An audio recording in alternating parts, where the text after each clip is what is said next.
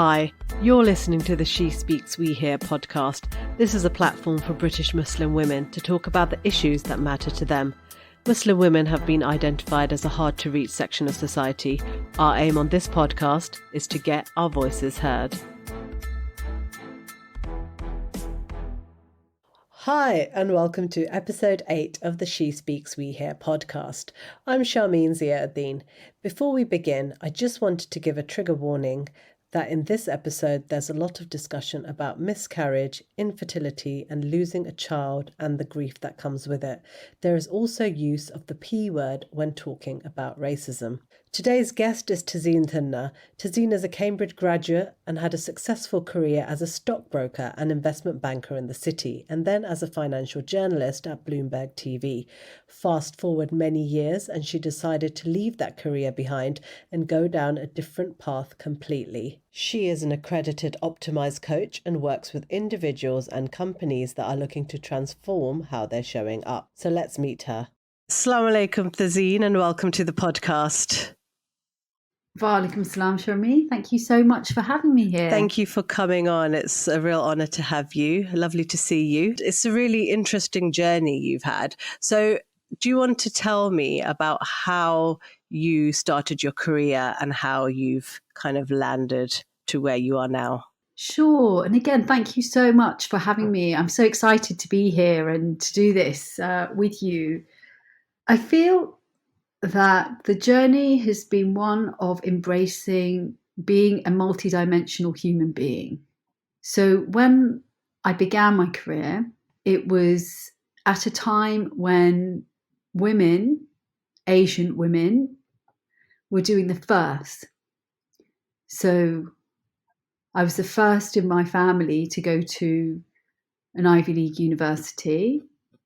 I was the first to get into an amazing institution, Merrill Lynch, when I started out as a corporate financier and stockbroker. What was extraordinary is just kind of absorbing and realizing the amazingness of having those very opportunities and the gratitude actually that I feel within me to have had them, because, and I really believe this, it's not about what we do, it's about how we turn up for it. And actually a lot of it is just about who we meet along the way and how we dance with them. And it was amazing to be at Merrill Lynch at a very exciting time. It was late 90s when, we had it was just before the technology bubble, the internet bubble that I joined. It was with an amazing group of people I was working with, Angus Forbes being one of them, who I later interviewed, weirdly enough, 2 years ago in a completely different format and context for Tazeen TV. But the beginning of my career was also at a time of when I didn't know who I was. I was with a lot of cultural conditioning. I was carrying a lot of what I should do, the should of, the should part of me, the kind of dutiful part of me, the kind of wanting to please my parents part of me, wanting to get it right part of me, the ego part of me that was kind of running the show. And then from Merrill Lynch, I very quickly realized that finance and that particular culture wasn't necessarily one that felt in alignment to my being. I was the only Asian woman working on that trading floor, which in itself wasn't a problem, but there was no role modeling. There was no, there was a real disconnect for me, being raised with quite strict on one level Muslim parents, but then being in a culture that was very different to what I grew up in, just made me feel like a fish out of water. And it was very aggressive, very masculine, very testosterone driven. But what was quite familiar was the cortisol rushes that it would give me. And subconsciously, I only realized this in the last few years, but I was recreating patterning of being in high stressful situations, because actually that's what I was very used to growing up at home. We grew up in a very dysfunctional family form, where I was on constant alert in high stressful situations. But from Merrill Lynch, I then found myself going to Bloomberg TV in a capacity that I absolutely loved, which was to do presenting and reporting as a financial journalist. And then life happened. And when I say life happened, I had quite a profound experience whilst at Bloomberg. I had a baby girl and she died after 10 hours. She was born prematurely at 24 weeks and 2 days, and I buried her in the Maldives, which is where we had her at the time. And then I returned, and that particular incident triggered maternity leave, which I decided to take to give myself some space for the grieving process. But that really was the event that caused a huge, profound shift for me personally and redirected me, coupled with the 7 years that came after, Sharmeen. Because, as I said, life happened. And the processing of life happening then made me, or it just came through me, that it kind of redirected the whole course and trajectory of my personal, professional identity and way of being, actually. So that trauma of losing a child, which is, I think, for people the most significant trauma in most people's lives. I mean, it's literally the worst nightmare of a parent. So that event changed a lot for you in terms of your perspective on things and just what you were doing. Is that what you mean? Apart from dealing with the trauma of that, it kind of changed things for you? Was that like a turning point for you? Yeah, I'll give you some context. Like, I was very externally driven. I believed that my sense of value came from overachieving, materialism, financial success, and status. And obviously, I didn't realize that that's what was running the show.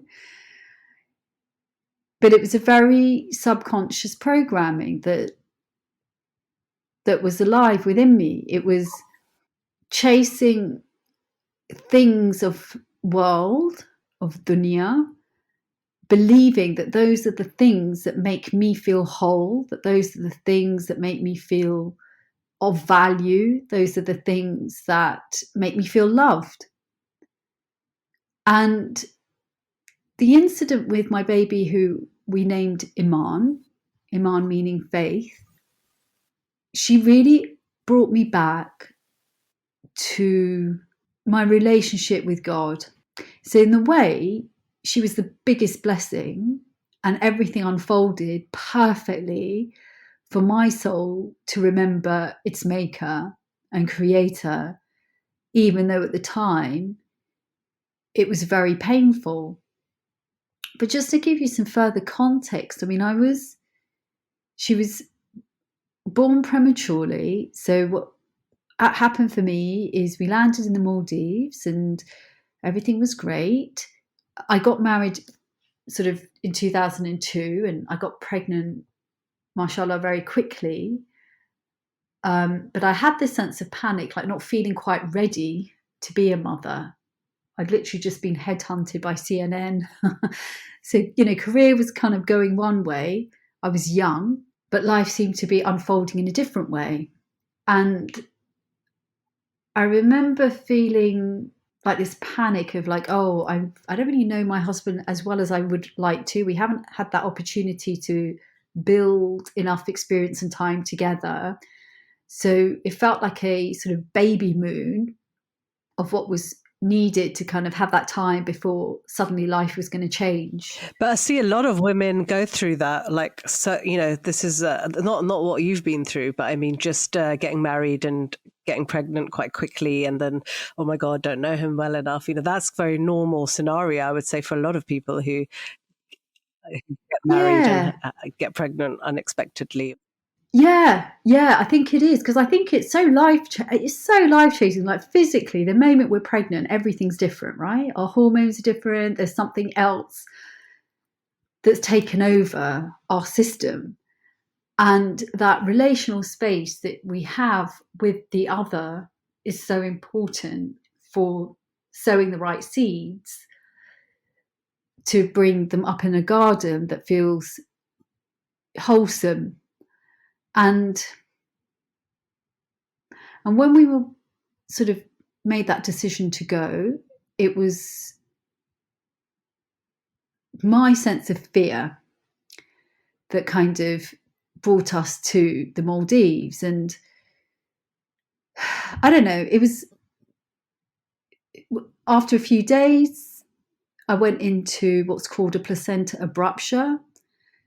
So I kind of woke up with sort of bleeding everywhere and was transported by boat to the mainland on Mali. Wow.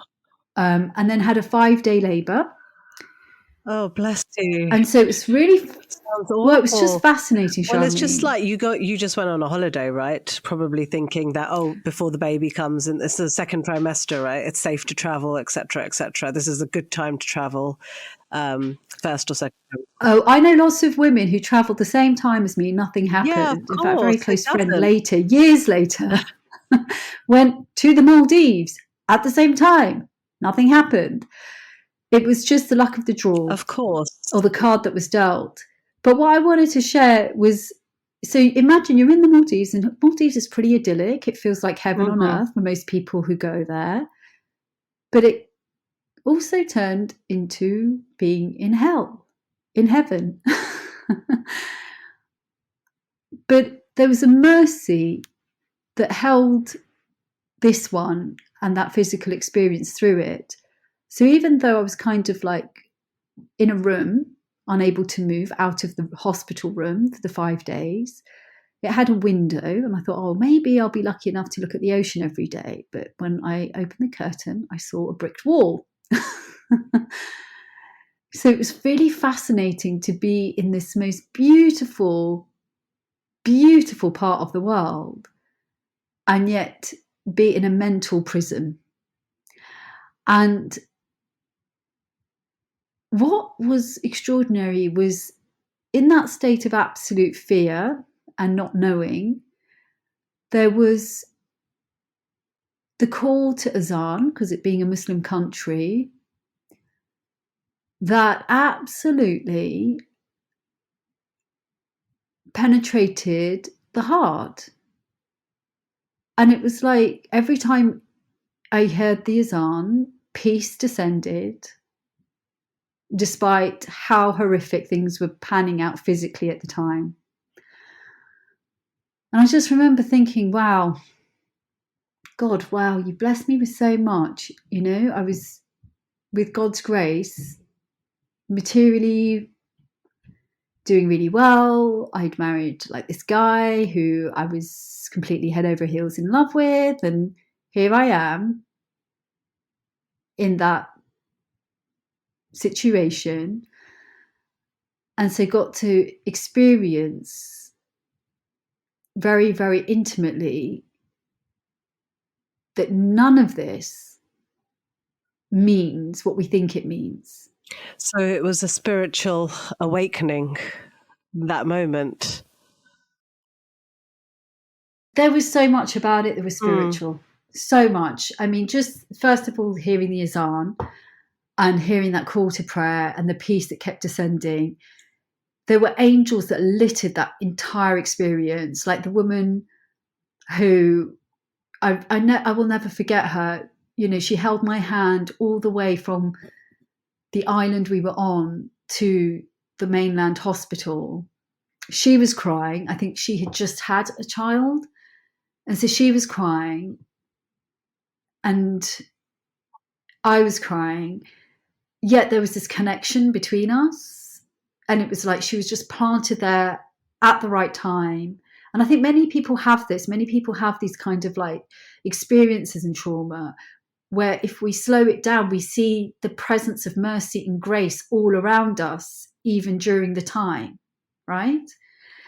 And yeah, it was a very spiritual time. Like I'll remember the day of the funeral. So after 5 days of going through labour, Iman was born. And then after 10 hours, so I kind of passed out by the time I was coming round, she was on her way out. Obviously, they didn't have like the premature facilities and incubators, etc., that they would have in somewhere like Kingston Hospital. So obviously there was that aspect to things, being in the Maldives. But what I remember was just, you know, the day she passed, and then we buried her the next day. And I remember going back and I was in such a state of despair, shock and grief, as you can imagine. And I just cried out to Allah from the deepest part of me, just tell me it's going to be okay. And I looked up and I saw 2 shooting stars. Really? Now, I wasn't to know this because I then had a fertility journey where I battled with fertility after this event for 7 years. And I did not know at the time, through those 7 years of trying to have a baby, but later, with God's absolute blessing and grace, we were graced to have 2 children. So this interconnection with the universe and our lives is not something that we just read about. There's a metaphysics that we are part of if our hearts are open enough to understand and pay attention to what this life really is all about. And so that for me was the beginning, if you like, of, you know, coming into a different way of experiencing these breaths whilst in this body. That's quite a journey. That 7 years must have been a lot of pain, as well as the pain you endured losing a child. Did you carry on? Did you go back to work after your maternity leave? And throughout that journey, you were still working and in the same sort of environment as before?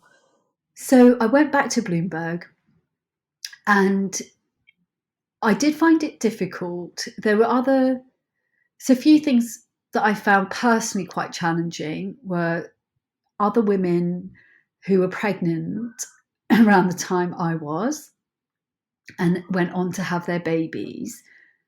You know, the maternity leave was triggered because I had had a baby that was born after 24 weeks. So that back in 2003, when this happened, triggered that maternity leave. And I opted to take the 6 months paid and then the 6 months unpaid to take a full year because I needed that time, because physically I'd had some quite big challenges and I wanted to give my body some space to heal before going back into a high cortisol driven environment, being part of the newsroom. And so even a year later when I went back, I found what was challenging was meeting like the other presenters and producers who'd had babies around the time my mom was due, and to feel open-hearted and this, you know, be in the spirit of full congratulations, because I just kept noticing like this never-ending well of sadness and grief. So it was like holding both, right? And there was one woman who actually lost a baby around the same time. She was working for the German team. And she went on to get pregnant again very quickly and have another child, within the year of my returning to Bloomberg. So I remember kind of oscillating between like being hopeful, feeling sad, and just kind of feeling emotionally pretty challenged. And I still hadn't healed fully physically. And so it was quite challenging kind of getting back into the groove of going back on air, doing the presentations, and then still dealing with the physical part that hadn't healed. And I then found it was like I was kind of dragging my body around, right? Like the meaning of what I was doing just, it felt lost. It just felt, in the grand scheme of things, not that important. Meaningless, maybe. Yeah. And I remember feeling, life is so short and so precious. To live it in a way that doesn't bring really deep joy, it just felt like a waste. It was just a great period of, I would just say, question mark. It's just one big question mark. And obviously at the time, I didn't know this, but we were then struggling with fertility. And there were a lot of layers to this, Charmaine. I mean, I was still a newlywed. I was still adjusting to being married to someone, although he's Muslim, is of a different culture and community. There was a lot of integration that I hadn't found easy. And I also remember, like, I hadn't even started at that point to even address any of the dysfunctionalities that I'd grown up in, right? So I wanted to ask you about that, actually, because you mentioned dysfunctional when you were talking at the beginning. And for people who aren't, say, of our culture, there are certain things that we have to deal with. What was it that when you talk about dysfunctionality, what do you refer to specifically that is kind of different to, I guess, your typical Asian culture, where the strictness, maybe the expectations of achieving, and what things affected you growing up? I feel the migration that my parents took coming away from India and landing in the UK, and I feel the ripple effects of that separation for them of their core families. I feel my mum had quite a lot of trauma in her own life, and I feel so much sadness because I feel a lot of it didn't have the support systems and access to things that we have today, like podcasts or like therapists. So I feel that whilst there are general things that can perhaps cross through, with a cultural resonance for others, there were specific and unique factors to my own sort of family dynamics that were specific to, my mother's story of what she went through in her life, and perhaps processed in a particular way that had knock-on effects. And from what I've learned over the last 20 years, everything is actually quite simple on one level. It's all about the relationship we have and the connection that we have with God and ourselves, and the level of self-love and the vibration of love that we can be in. Where it gets complicated from this simplistic sharing is the unhealthy subconscious beliefs and programmings that we can be very unaware of. Now, part of this is ours. So at a soul level, there'll be some programs that are specific to Charmaine or specific to Tazeen. Some of them are ancestral. So the ancestral traumas, so the collective traumas of like colonialization, migration, what happened at the time of independence, and the huge collective psyche that impacted Indian, Pakistanis, Muslims, non-Muslims, right? The collective consciousness of, let's say, even COVID and how that's impacted us all as a species, we can resonate to. And then there's the unique programs that I've intimated before that run for you and I individually. And it's only later in life, and I'm talking about in the last 10 years, particularly after all that period of infertility, etc., that I kind of came into this understanding of how all these things come to the front. And so our mental, emotional, and physical health, how that then gets impacted, so that, you know, the sole responsibility in a way is about coming back to that relationship with the divine. But what that even means is something that we then have to look at in the way that Abraham did, right? Where he had to kind of go to the tribes, goes to his family and say, it's not that, it's not that, it's not that, and had to find that connection for himself. And I feel like we're all taken there.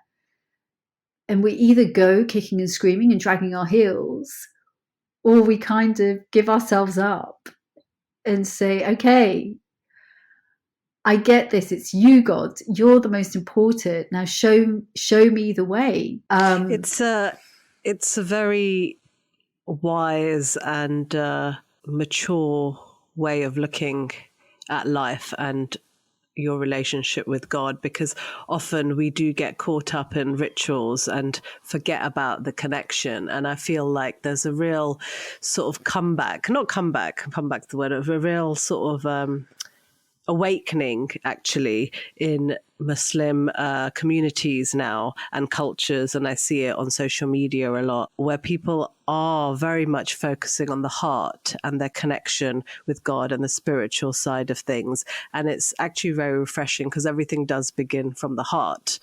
Going back to what you said about migration and things, I think it's really interesting that a lot of people, you know, ourselves included, don't really understand what our parents went through. And we talk about immigration and immigrants so, you know, off the cuff, like it's, you know, it's a word we use all the time, always in the news. It's just, but it's such a loaded word if you actually think about what that means, because you mentioned about us having help, and you know, when they came to this country, most people, they didn't have any family or friends.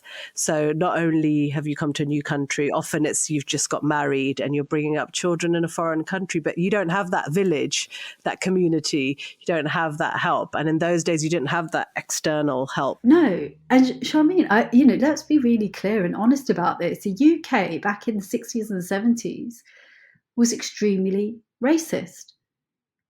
The racism is still there. Only in the refugee crisis, literally a few years ago, I was walking down in Cobham, where someone put their window down and shouted out, "Packy, go back to where you came from." That was less than 5 years ago. So they came to a country, most of them were migrants. They came for financial reasons because they wanted a better life. They wanted to give, you know, have a level of prosperity that they aspired for. So our fathers came over as migrants. Our mothers followed them. Often, not many of them, some of them maybe if they were lucky, but not many of them had particularly functional, happy, connected, loving relationships. And they're here in a country where they're not wanted, that's inherently racist to an extent. And they're now in this situation where they're kind of like raising kids without any level of support. In fact, they had more support back home, many of them did, than they found themselves having here. Oh, yeah. In terms of family, yeah. Yeah.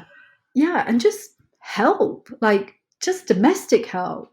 Right? Yeah, and it takes years and years to nurture friendships where you feel comfortable, where you can actually ask for help. Yeah, and exactly. And if we really look at this, like we grew up at a time as women, as Muslim Asian women in the UK, where we've got parents who are believing, oh my God, it's the big bad West, we've got to protect our kids. So they're overprotective and controlling anyway, in the belief that they're doing something good. As women, we're taught to pray either in a little room or behind the shoes. And the whole form of Islam that we grew up with was, again, more forms of control and repression. And it wasn't about finding our sense of dignity and respect for the self, particularly as a woman. So I think it was very, very confusing for our mothers, who kind of carried on. They kept cooking, they kept cleaning, they were providing, they were caretaking. So they're doing this role of mother woman, which is unseen, unrecognised, unappreciated at such a deep level within our society and extended society, that I think many of them broke. You mentioned refugees, and actually that reminds me, you haven't mentioned it yourself, but I'll mention it, about the charity that you're involved with and you founded. Is that correct?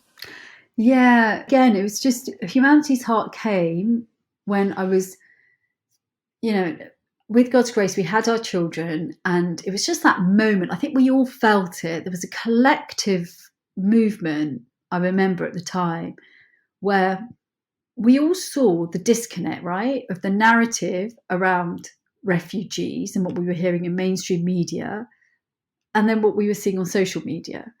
And it was that boy, the boy's image, the Aylan Kurdi, that 3-year-old boy washed up on the shores of Bodrum in Turkey. And we'd been to Bodrum the year before on a 5-star luxury holiday.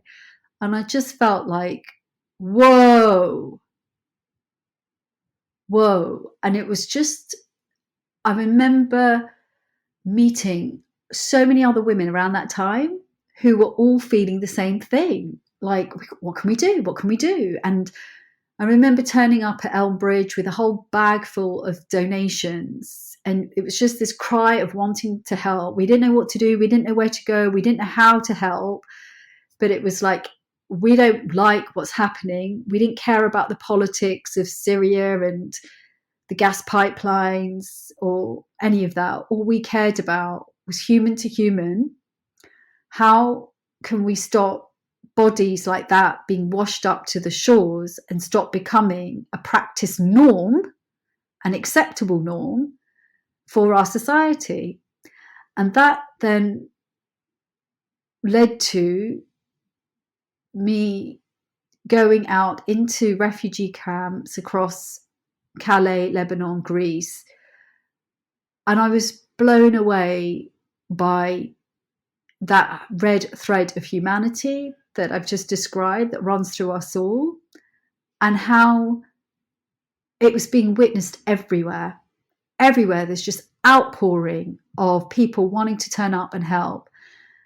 And it was, as a former main news reader, whatever, the sort of real disconnect of like the narratives that we're seeing, particularly about Muslims, particularly, this was a time when Nigel Farage was talking really deeply about Brexit and putting up the barriers, and the depiction of refugees, like people, described as swarms of migrants, just the language, the references to leeches, cockroaches, seeing something very different in the coalface, where actually there were like people turning up and volunteering and trying to like give them a blanket or give them food, because they were connecting with, wow, holy crap, they've just lost their homes and everything, and they're taking themselves and putting themselves into dangerous situations of trying to get onto boats, taking the risk of dying and of drowning to be safe.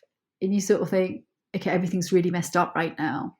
And where am I in this mess up? And what am I doing in the mess up? I don't know. I just remember feeling really powerfully of this need to help, which again, I saw mirrored in so many different people and places. And so, yes, we set up Humanity's Heart. It was an initiative, and we just raised money to help other refugee charities through these countries and areas. And the smaller ones, not the sort of Red Crosses, it's the smaller ones that were making such a powerful difference, but who obviously were underfunded and needed money to help them do what they were doing. I mean, one that really stands to light, Shameen, is the work of Lisa Campbell, where her charity was very much focused on the Afghan refugees, which of course later now has become a really big thing. But her charity was one of the few ones that was really doing everything to take that section of society that weren't even given the same refugee rights as the Syrian refugees.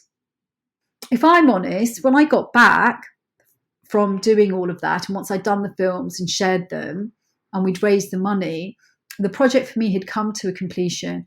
And also it opened up a whole bunch of secondary trauma that was layered on top of all my other traumas. And what I realized is that very important journey of actually, you've got to start with your own healing journey before you can do anything to others. And as a mother of two children, you know, my first charity at the end of the day had to start at home, start for myself, and, you know, extend that out to my kids. So I felt it came to a place, a natural place of completion after the fundraisings and the sharings of the films. And I just felt that I needed to go and sort out my own healing of all the traumas, because physically, actually, I'd had this chronic pain all down the left side, and that had got very strong at the end of the experience. So let's move on to now. So now, given all that you've been through, tell us about, and I know about what you do now because you've run some workshops for us for She Speaks We Hear, and they've been really great. So tell the listeners about what you do now, what your job is. So the last few years after Humanity's Heart, I basically went into, so I should really talk about Sufism. After I lost the child, I met my teachers, Kabir and Camille Herminsky, through a very dear friend, Armin Jamil, who her and her husband sort of helped form and set up Threshold Society as we know it here in the UK. And it's under the leadership of Kabir and Camille Helminski, who are the Sufi authors and teachers, and it's linked to the lineage of the Mevlevi tradition of Sufism, so linked to the whirling dervishes, and they sort of the chain of it and the line of it goes all the way back to Mevlana Jalaluddin Rumi. Now, I talk about Sufism because that's the one thing that has made it. Sufism re-educated me into a form of Islam that the heart resonated with and the heart understood. It is the more mystical side. It is the side about the heart. It's the side that is all about the polishing of the heart. You know, when I'd heard the lines from Mevlana Jalaluddin Rumi, the wound is where the light enters, my own experience had verified that. When I heard, you know, it was the first lines of Mevlana that I'd heard at one of the retreats, which is what God said to the rose and caused it to laugh in full-blown beauty.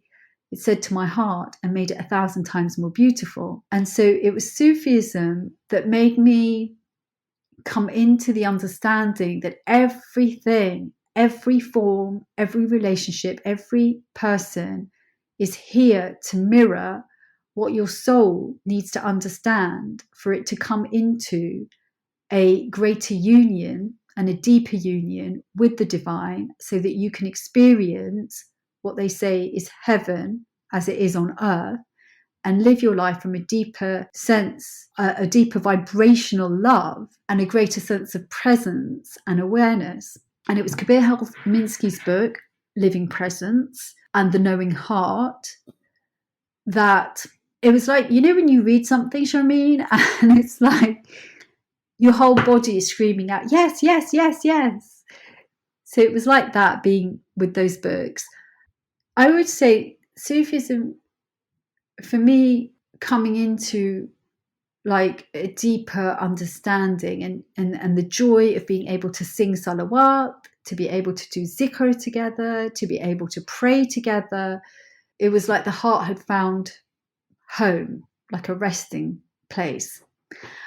And then over the years, it was really coming into understanding one's own healing, understanding, the energetics of and the importance of the responsibility of your own soul and what your soul's karmic patterns are here to transmute with God's grace, so that we can hopefully, as we say, when you die, may we be pleased and well pleasing with our beloved. From there, it was trying to, I've always studied personal development. Wayne Dyer, went to Tony Robbins, Unleash the Power Within.